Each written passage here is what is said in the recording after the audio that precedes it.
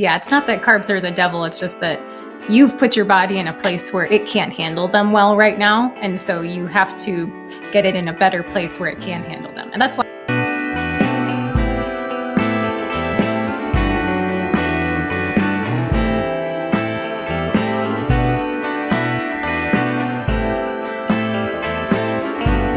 All right, welcome to the Bacon Bibles and Barbells podcast. I'm Coach Justin, joined by Coach Emily. Only the two of us today, and we're going to talk about how to diet for type 2 diabetes. So how do you reverse type 2 diabetes? What can be done about it? What are even realistic expectations, and how do you address it? Mm-hmm. Now, this is obviously more than just diet. Diet, however, is going to be the prime thrust of how you actually treat type 2 diabetes and how you address it. And it's probably, in most cases, especially for adults, going to be how you acquired it. And so you can generally get rid of it the same way you acquired it. But other lifestyle factors do come into play, of course. Yeah. Now, type 2 diabetes differs from type 1 diabetes. Type 1 is where you have a pancreas that is either not entirely functional or not functional at all. Mm-hmm. And does not produce insulin or does not produce adequate insulin. Yep. There are sort of various ranges along the spectrum. There are some people that their pancreas does absolutely nothing. It does not produce any insulin. Mm-hmm. And there are some people that their pancreas just produces some insulin. And for those people, that their type 1 diabetes is actually easier to manage, even if it does a little bit. So we're not talking about that. There are no known ways to reverse that I'm aware of at this time that I think have been discovered, although it's being researched. Right. But type 2 is very treatable. Mm-hmm. Doesn't necessarily require drugs to reverse or to treat. Doesn't need anything crazy outside of what I just say is lifestyle intervention and diet. You don't need to lift weights to reverse it, although that definitely does help. Hugely, yeah. yeah. It's very helpful, but it can be managed with pretty much diet alone and a few other lifestyle considerations, because the things that got you there probably weren't just diet. They were probably also some other things that we're going to get into. Yeah. This may be a fairly short episode potentially because it's not that complicated, but there is kind of a process that you generally have to follow. So for someone that is very, and let's define type 2 diabetes too. We didn't define that. So type 2 diabetes is insulin resistance. Basically, your insulin receptors are not as sensitive to insulin as they should be. Your pancreas makes insulin, but the insulin you make does not go as far as it needs to go to get the job done. Insulin's does a lot of things, but insulin's primary job is to shuttle nutrients from the bloodstream, primarily glucose, but also proteins, into cells all over the body, but in particular muscle mass. Muscle mass is capable of holding far more glycogen than all the other tissues in your body. Basically, it's like the one major storage place. You store it in other places, of course, but that's where the majority is going to be stored, especially if you are very muscular at all. Yeah. And this is a good thing. Like, insulin's gotten a really bad rap in recent years. People are like, you don't want that insulin spike, blah, blah, blah. We actually do want a positive insulin response to carbs in an appropriate way to get it into your target tissues. Like, that's actually how our muscles have energy, how our brains get energy, how all the cells all over our body that need glucose for energy, like, that's how that glucose gets there. And it actually, having a good and acceptable insulin response actually triggers downstream other mechanisms, things like thyroid and sex hormones. Like, it actually shows if you've had a good insulin response, that sends signals to other systems downstream that say, like, hey, we're good to go, like, make some more. A lot of the body's biological triggers for whether you're doing well, are going to come down to insulin sensitivity. Like that's why, like, if you look at someone who's type 2 diabetic and has unregulated levels of blood sugar, their risk factor for pretty much all of the, prime, like, mortality causes of death that we see in America go up. You're more likely to have a cardiovascular incident. You're more likely for stroke. You're more likely to have excessive weight gain, of course. and you just don't recover as well. Your immune system becomes weakened. People are type 2 diabetic. They don't heal as well, like just from cuts and bruises and things like that. They lack recovery. They don't have the ability to sort of like weather certain storms as far as their biology is concerned, at least as competently as someone who's insulin sensitive. So like insulin sensitivity is the key to a lot of other just downstream positive health outcomes. If you don't have insulin sensitivity, you don't have much going for your health. If you try to just ignore that and get, put on muscle mass and things like that, yeah, you can do it. But even the effort you put into acquiring muscle mass for health purposes and training, that positive response your body's going to give you is going to be very blunted if you're just not sensitive to insulin, because insulin is what is shuttling energy into those tissues that you want to grow and recover. Yeah. So how would you define from a blood marker perspective type 2 diabetes? Because we've seen a big difference in people that we would consider type 2 diabetic sometimes, or at least insulin insensitive, that were told by their doctors it was totally fine. And part of that's because we have different ranges, and part of it's because we look at different blood values. So what do you like to see? Yeah, because it's a medical term, I would talk about the medical definition first. So the medical definition is typically, again, I believe, A1C above 7.2. And you're pre-diabetic if you're like 5.7 to below 7.2. I believe that's the normal cutoff. So that's when doctors start saying like, hey, maybe you should change something, is in that like 5.7 to 7.2 range or so. And then when you're above 7.2, that's when they start talking about interventions like metformin or something like that. And doctors generally do make fairly good dietary recommendations for diabetes. This isn't an area where we differ that strongly from the medical community as far as what they would recommend. Most doctors will recommend you limit, especially white sugar, but also like careful about your carbohydrate intake. Maybe do some more activity and make sure you're getting some protein. Yeah. Their recommendations wouldn't be as much protein as we would say, but in general, they're actually pretty darn good and not bad recommendations. Maybe not sufficient to rehab an insulin sensitivity issue, but certainly enough to probably manage it. And that's doctors' primary driver is generally to manage disease states, not necessarily reverse them. Right. When they talk about treatment, it's just sort of to manage the thing so that you can like kind of keep, functioning, if you will. But they don't have the ability to really reverse something like this and get into someone's lifestyle and things like that, like a coach could, just because they've got like 5 to 10 minutes to spend with someone. They got to bounce to the next patient. And typically that's write a script and, make a couple quick recommendations, may or may not really, not much about how to integrate this into your lifestyle or in a realistic manner, and then walk away and go to the next thing. Again, not necessarily bad. They might have a handout or a booklet to give you that is also helpful. Right. But their focus is not to necessarily reverse something like this. Not that they wouldn't want you to. It's just that that's not what their prime focus or training is. It's here's how you treat. This is the disease state. Here's the treatment protocol. And when it gets worse, the answer is going to be more drugs. Right. So the way that I look at insulin sensitivity, I don't care about A1C that much. And A1C is basically reflective of the last 90 days of your average blood glucose levels. Yep. What A1C is a particular protein that sort of gets it's basically gets stuck to the red blood cells, and it sort of binds to it. They get kind of, if you will, it's like sticky, and it builds up, and it's a measurement of how much of this buildup is on your red blood cells. That's like the really short explanation, and how much you've had over the last 90 days is about how much there's going to be. And this is a really simple correlation because red blood cells typically don't last that much longer than 90 days. Yeah.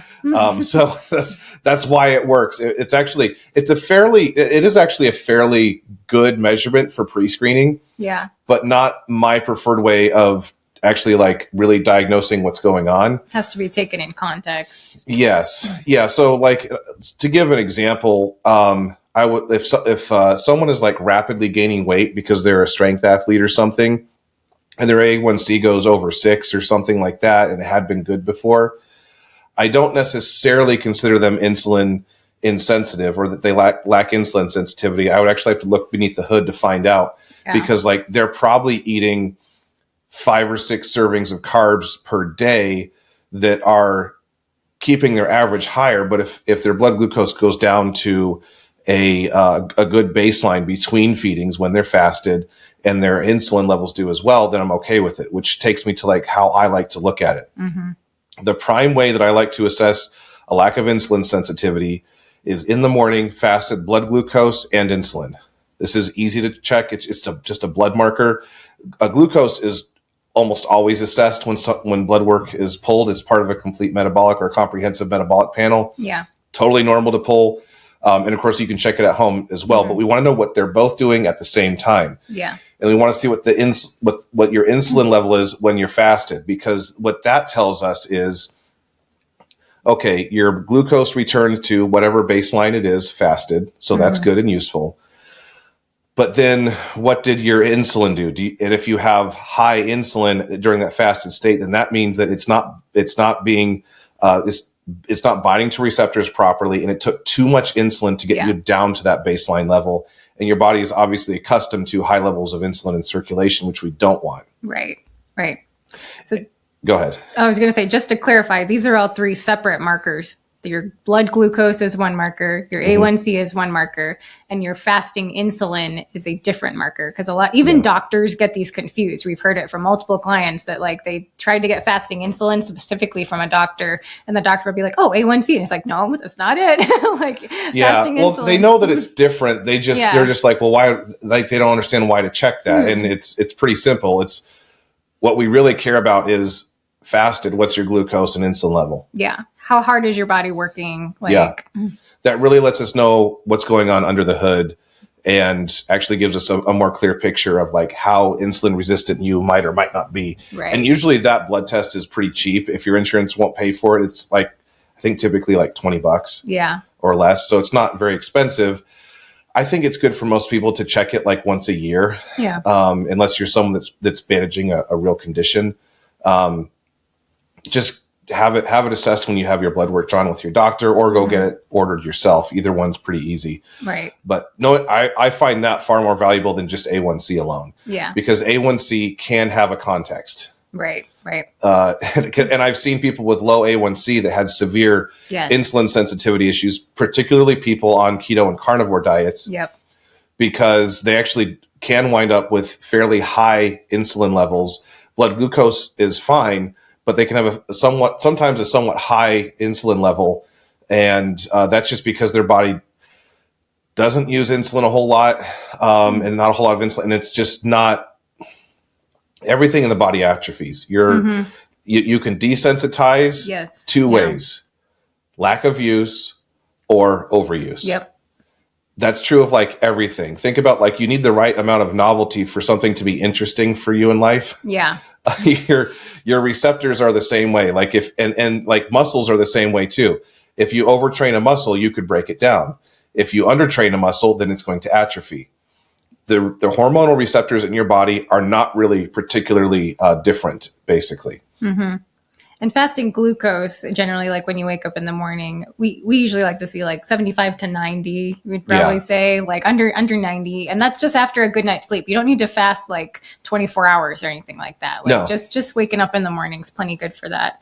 And you can test that at home at any time if you're worried about that. And also, if you start testing at home, again, look in context. Like if you just had a pizza 30 minutes ago, there's nothing wrong with your blood glucose being like 130, 140. Just check it again in an hour and make sure it's coming back down. Well, and pizza specifically can't elevate it for a while because it's high fat. Yeah. It's a long, slow release. And so that's where we'll get to like what probably causes the insulin sensitivity or insensitivity, I should say.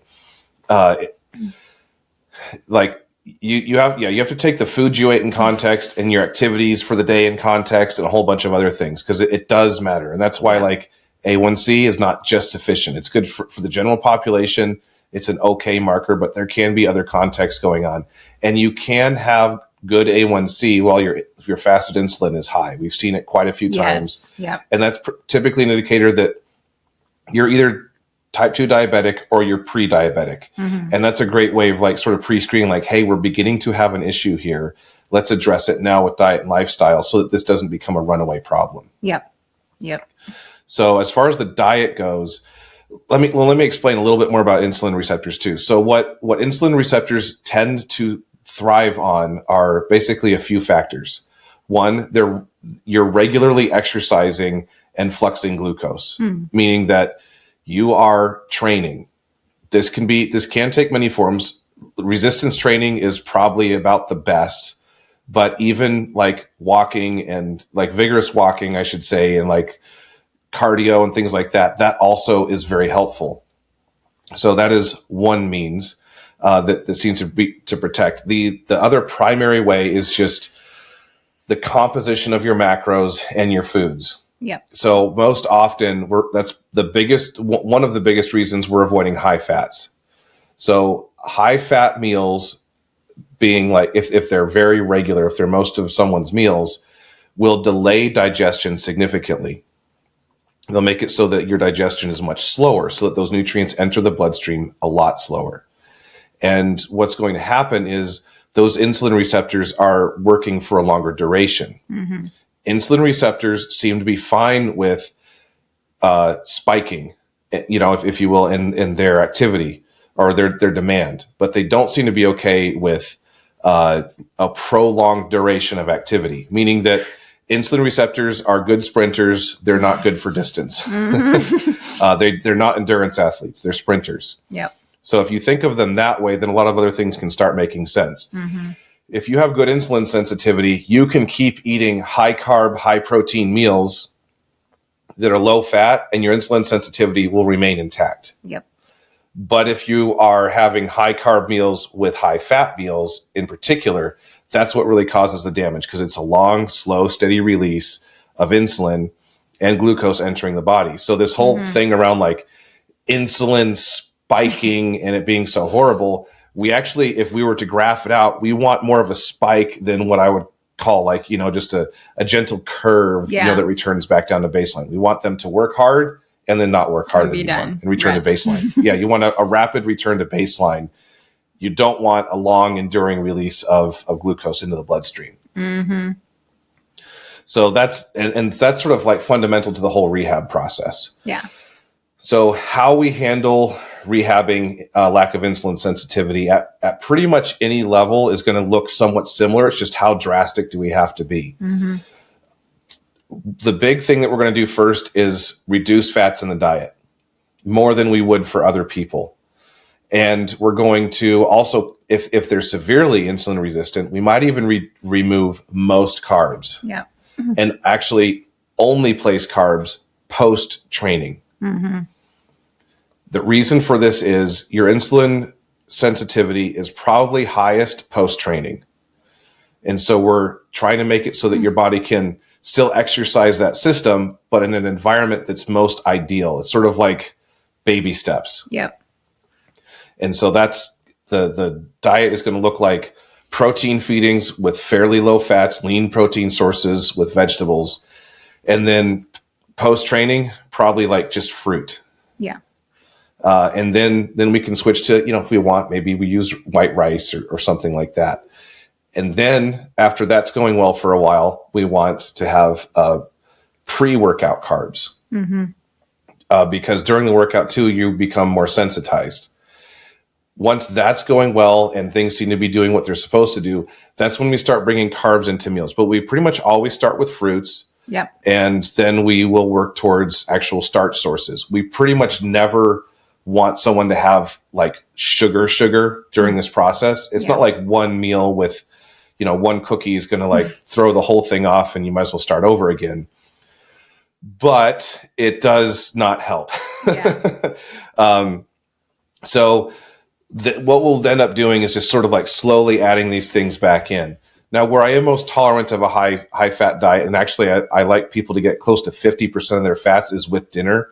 Part of this is for dietary compliance, but also part of it is you probably had an active day. And so that's when your sensitivity should be relatively good.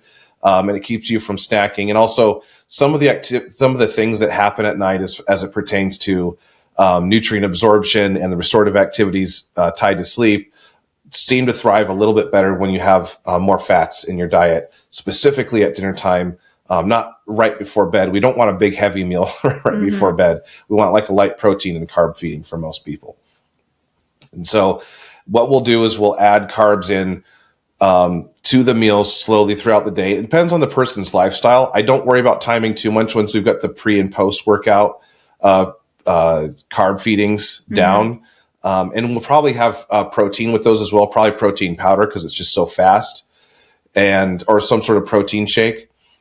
I might add those carbs in the morning, depending on lifestyle. I might add them around noon. Noon might be one of the last places I would say, however, because there's a tendency for people that have an insulin sensitivity issue, even while we're rehabbing it, to feel sleepy in the afternoon, which is why most people feel sleepy in the afternoon. They eat lunch and a couple hours later they start feeling sleepy. It's because insulin levels took a long time to come back down. I should say glucose levels took a long time to come back down. Now you have a bunch of this free circulating insulin that didn't get put to work, and you just tend to end up feeling lethargic and kind of brain foggy and just not so good. Yep.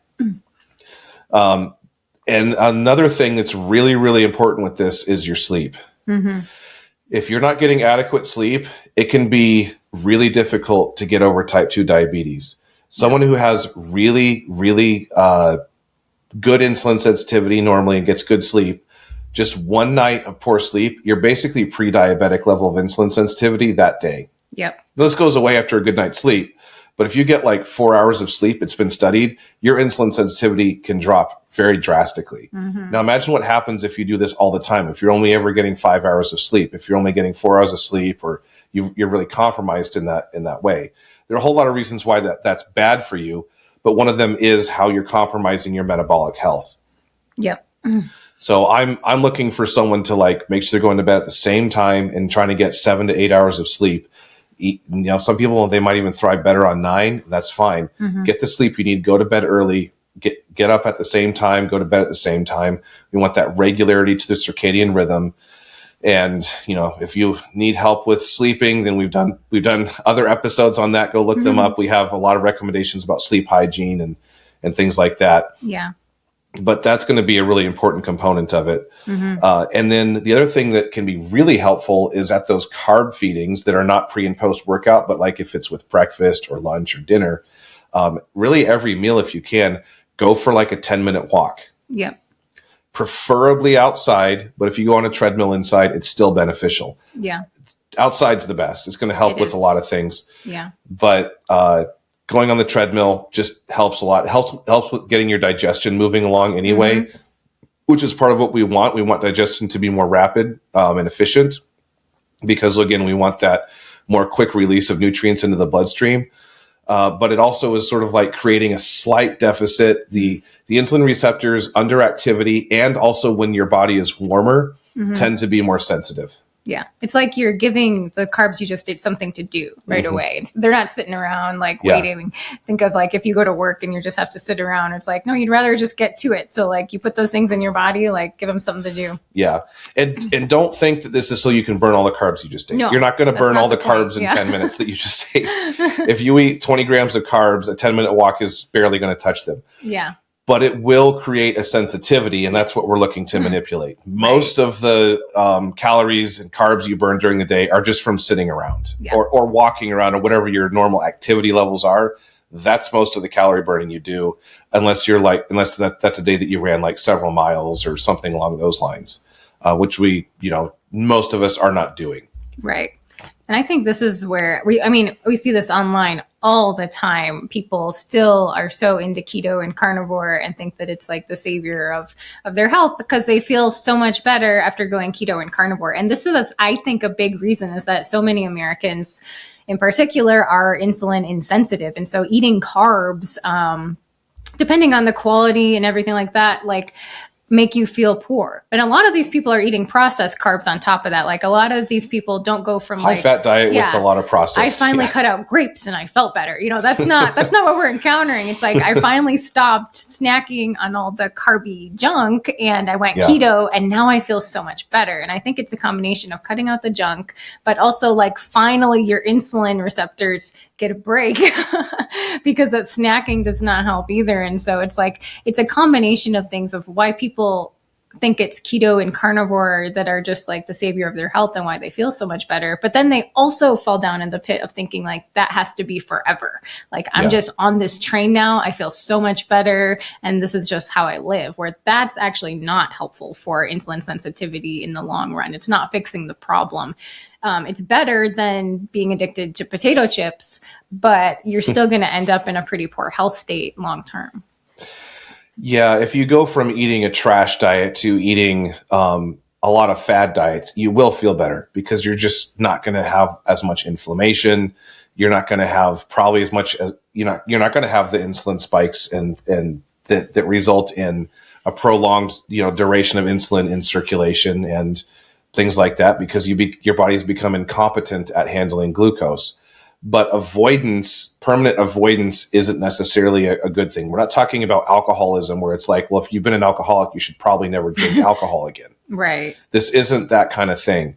This is something where, yes, you might have been, more or less addicted to overeating processed foods and especially like high carb, high fat foods or just sweets or whatever it is. But we do want to add good starches back in at some point.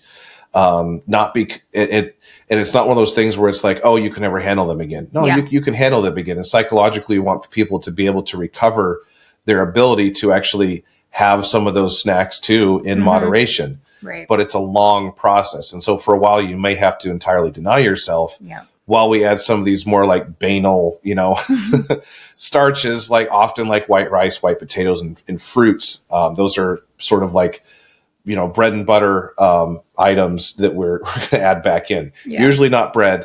And that's not because bread's a problem. It's just because it tends to be very calorie dense and it can present a severe compliance issue for a lot of people, unless you need to have a lot of calories. Bread's it's such a fast way to get too many carbs for many people. And like pasta too, just very calorie dense. It's not that it's necessarily unhealthy. It's a lot of calories that you usually don't need in one meal, especially when you're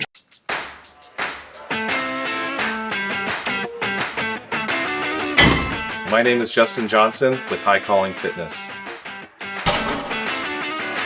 Maybe you're tired, gaining weight, waking up with joint pain, back pain, and a body that just doesn't feel like it used to.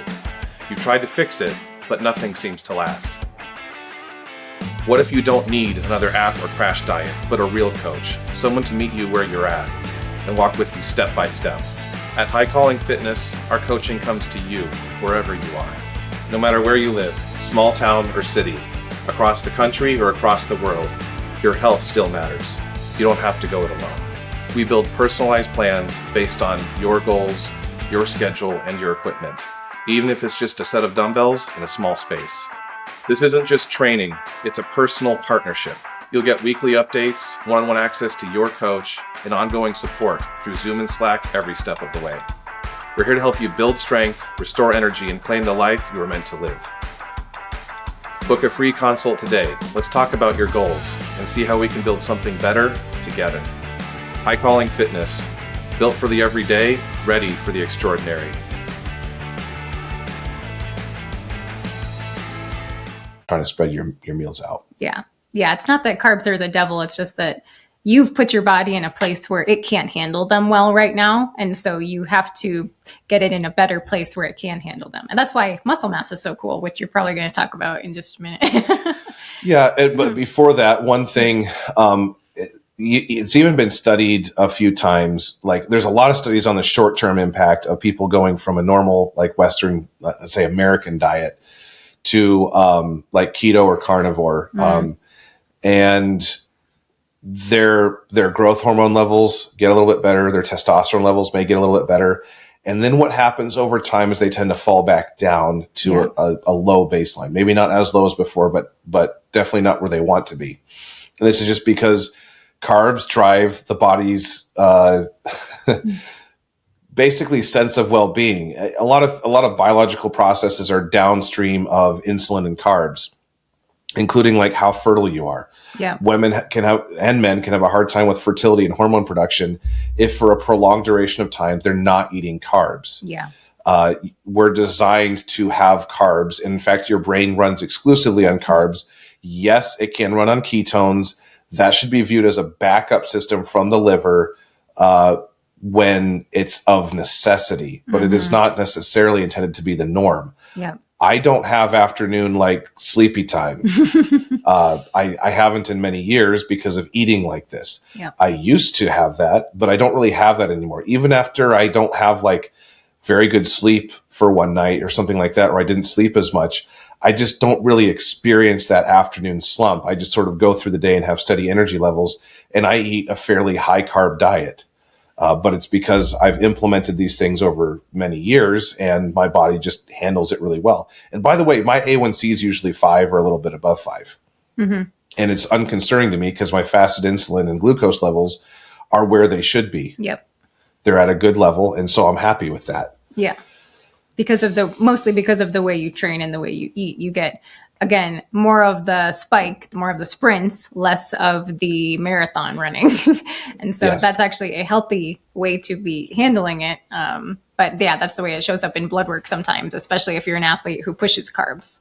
Yeah. And the best way to make your body competent at handling carbs is to eat a low fat diet, high protein, and then however many carbs it takes to manipulate your weight up, down, or maintain, and put on a lot of muscle mass. The more muscle mass you carry, the more calories you need to eat per day to be healthy and to maintain that muscle mass. And it gives a place for all those carbs to go. Yeah.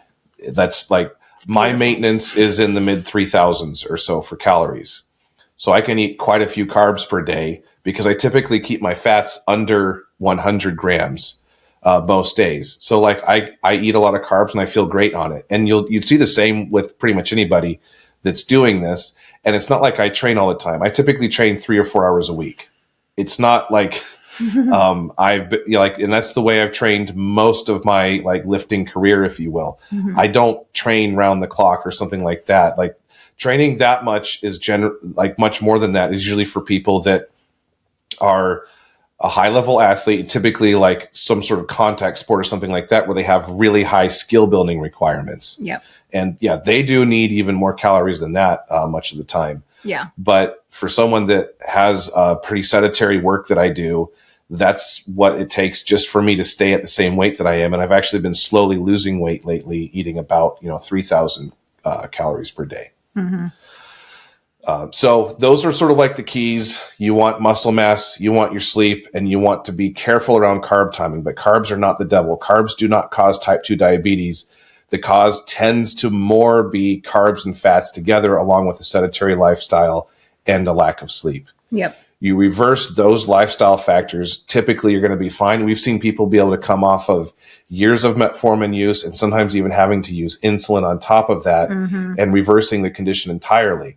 Now, once you reverse it, for most people, it seems like you're going to struggle with going back to type 2 diabetic status a bit easier. Yes. Kind of like if you've been fat before, you have more fat cells, so it's easier for you to put on weight. That seems to be the case with type 2 diabetes. So if you have had type 2 diabetes, it's going to be really easy for your body to lose that insulin sensitivity, probably for life as far as we can tell, but certainly for the first couple of years after you reversed it. Right. So it's something to be very cognizant of, that if you're even on vacation, enjoy, whatever you want to eat for a week, you want to really be careful about getting back on track, because you could run into some significant problems, I guess, a lot quicker than the average person, because the average person, it does take years of eating poorly to become type 2 diabetic. Yeah, for sure. But for the person that's been type 2 diabetic, it might only take a month or two. Yeah.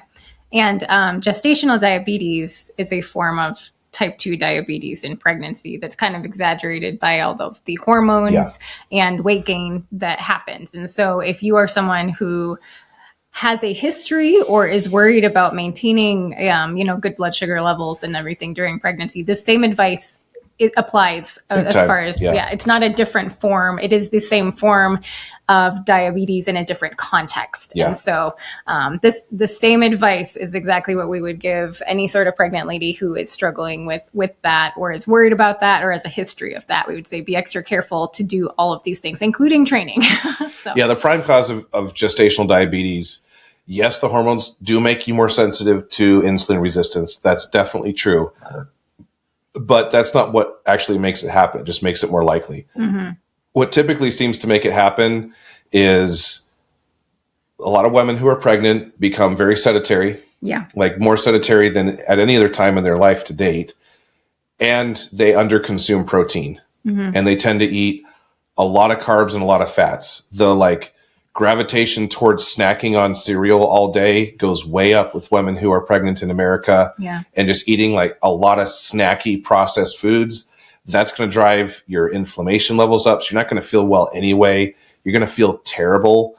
And you need more protein anyway. You're making a baby. So if anything, it's a time to actually overconsume even more meat. Yeah. And women sort of get this icky thing about meat when they're pregnant. And we've heard a lot of women tell us about that. But then if we get them to eat meat, they tell us how satisfying it is, how it wasn't actually that icky. I think some of this is social conditioning around just sort of oh, you gotta just try to get what you can in because you feel so terrible. You eat the ice cream and the chips and, all the cereal you can get because you just got to get in what you can. Mm-hmm. But women being told this are not struggling with maintaining weight. It's very, very rare that women are struggling to maintain weight. They're gaining weight far more rapidly than they need to. That's because they're over consuming calories anyway. And any type of rapid weight gain, that's just promoting insulin sensitivity issues anyway. Mm-hmm. But when you add the hormonal factors, the sedentary behavior, and then the underconsumption of protein, it's a perfect storm to make yourself, to give yourself gestational diabetes. Right. Well, and the three things, if you're someone that struggles with nausea and that's causing you to eat a lot of carbs or something, snack on crackers or something like that, there are three things that the science has now shown us really influence the nausea. And that's 1, blood sugar swings, 2, high estrogen states, and 3, low iron and ferritin states. Guess what? Eating protein is going to help all 3 of those things. Especially red meat. Yeah. And so having protein is going to stabilize all of those. And so you feel better. So you'll be able to be more compliant. It's going to be a, real big stability thing as far as your blood sugar if you're worried about gestational diabetes. And so it's really, it's a pretty big deal. Yeah. And even women postpartum that are trying to nurse and that have had issues, a lot of that comes down to lack of hydration and protein consumption. If you're not hydrated and eating enough protein, you won't produce adequate milk. It just won't happen because your body doesn't have the fuel to do so. And these types of poor pregnancy diets are why a lot of women get through pregnancy and they might even some handful of months later return back to the weight they were pre-pregnancy and look at themselves in the mirror and go, wow, just everything never came back and things didn't tighten back up and it didn't do this and didn't look like that like it used to before. That's because you don't have the muscle mass you did. That's because your body took protein from your muscle mass and gave it to the baby. Mm-hmm. That's all that happened. So you obviously ate plenty of calories and the morning sickness didn't keep you from eating calories. You just didn't eat the right calories. Right. That's really what the key is. And the whole not bouncing back and all this stuff, that's very protein driven. Yep. So I think we pretty much covered that. Oh, one other thing too, just since we're talking about pregnancy, eat your eggs too. When you're pregnant, you need a lot of choline, and eggs are one of the best choline sources that you can have. So even if you can't have them in the morning, have a lot of eggs at some point in the day. That will help with choline depletion, and you're also getting some protein from it as well. Just beware that eggs are a high-fat protein source. It's like eating a fatty meat. So just be aware of that factor and probably make sure that you keep the carbs a bit lower with those egg feedings if you're someone that's ever struggled with insulin sensitivity issues. Mm-hmm. Yeah, for sure. Yeah. Yep. Mm-hmm. Cool. Well, if you want help with this, obviously we're here to help. You want to join us for a 90-day transformation or something like that. Help. One of the coaches can usually turn you around in that time or the months to follow, of course. Give us reach out to us at highcallingfitness.com. We'd be happy to help and discuss with you how we can turn something around. Thanks a lot, guys. And until then, gains and grace. Gains and grace.